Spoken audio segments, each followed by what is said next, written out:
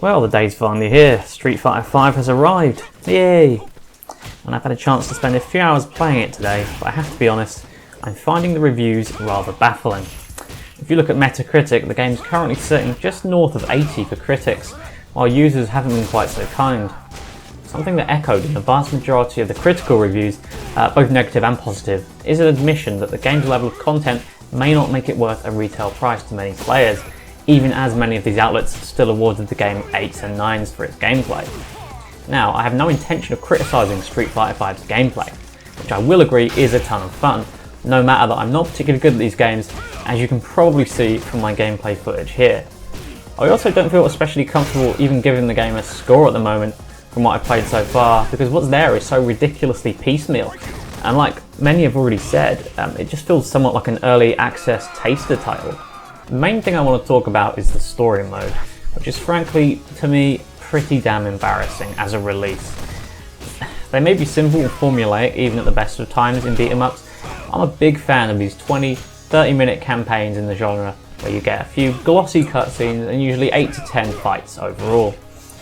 However, in its current state, Street Fighter V's story mode is basically this. You fight 2 or 3 incredibly easy opponents in single round fights, and sandwiched in between fights is a brief minute or so slideshow with 1 or 2 hand-drawn images with voiceover dialogue playing out over the top, loosely setting up the fight.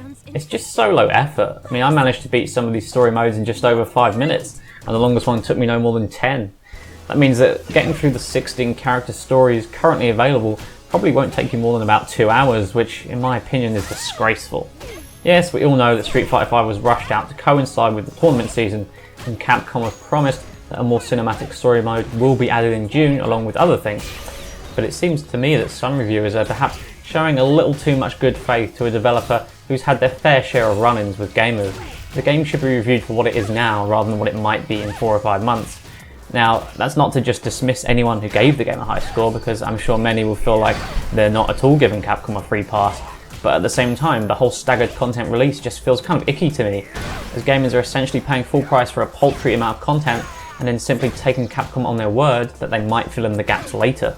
Unless you're the most hardcore fan, my honest advice is to hold off until the game lowers in price, or if you can really hold out, just get it when the new content releases in June. Maybe by that point the game truly will be deserving of an 8 or a 9 out of 10, or maybe even higher. Well, who knows, we'll see.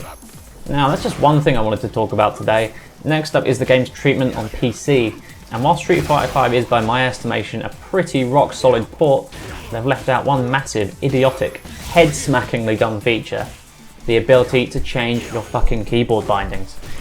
Yes, the idea of playing Street Fighter on a keyboard will be alien to many, but for those who actually like playing it that way, why the fuck isn't there an option to alter the bindings from the haphazard defaults?